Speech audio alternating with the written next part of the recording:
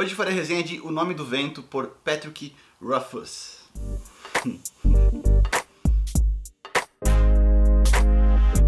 Olá, sejam bem-vindos ao Contracapa. Meu nome é Felipe. Você gosta de livros, de leitura, de literatura? Considere se inscrever aqui no canal. E hoje é mais um dia de resenha. E hoje eu vou resenhar O Nome do Vento, de Patrick Rothfuss, de uma série chamada A Crônica do Matador Rei. Esse aqui é o primeiro dia.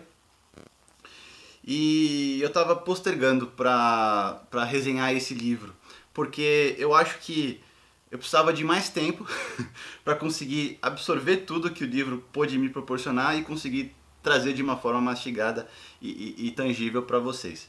Mas eu podia ficar postergando, achar que nunca tá pronto e nunca fazer o vídeo. Então eu resolvi fazer.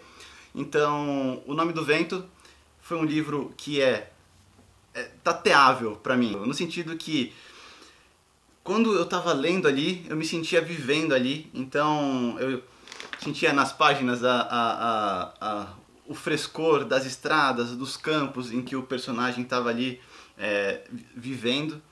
E eu gostei muito como que o autor, o Patrick Rothfuss, se importou em criar contexto e trazer a gente pro lugar antes de seguir com a história também. Bom, mas aí a história do O Nome do Vento, né?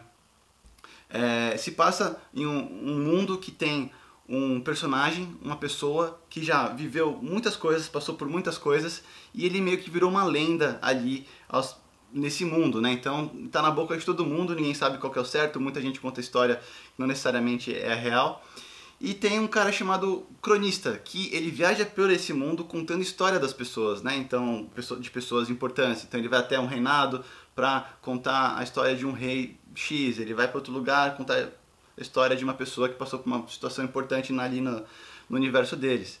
E aí esse cara tá ali cruzando, ele passa por um infortúnio ali e ele chega numa taverna, que é meio que um bar de estrada, que tem um hospedeiro, que é o chefe ali dessa taverna, que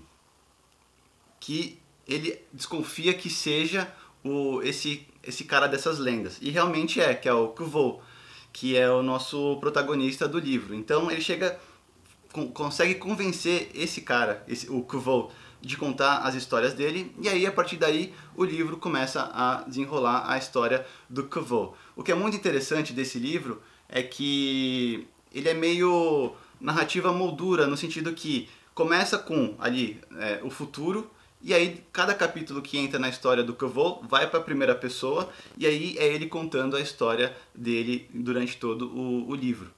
E aí a partir do momento que entra na história... Opa, bati na câmera. E aí a partir do momento que entra ali na história do Kvothe, mostra desde o começo da vida dele como artista itinerante, né?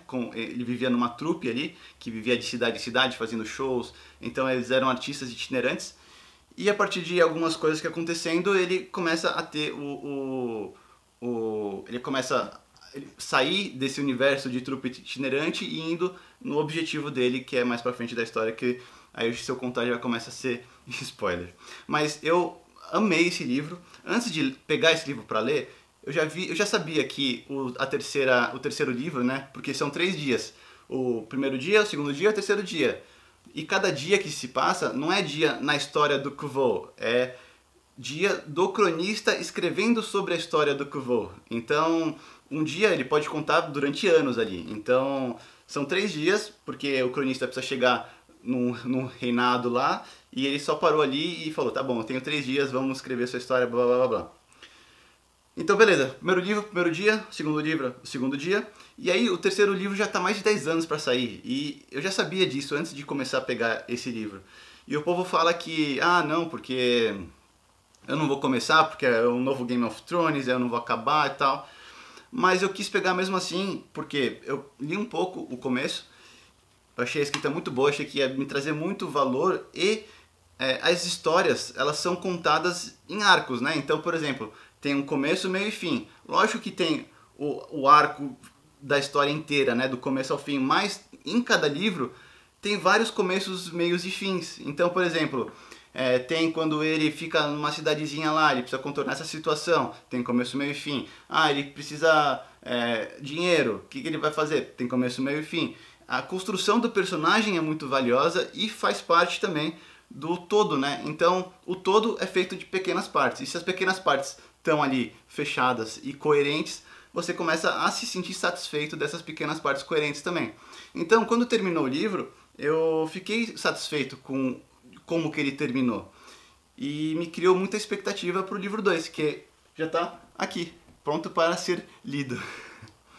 Bom, eu espero de verdade que eu tenha trazido valor para vocês em relação à resenha do Nome do Vento. Eu gostei muito desse livro. Eu acredito que é um livro que, até para referências de fantasia, é ótimo. Então, por exemplo, como é que o Patrick Rothfuss contextualizou a gente sobre uma situação? Aí você vai lá e lê, e é bom até para ter na estante ali também.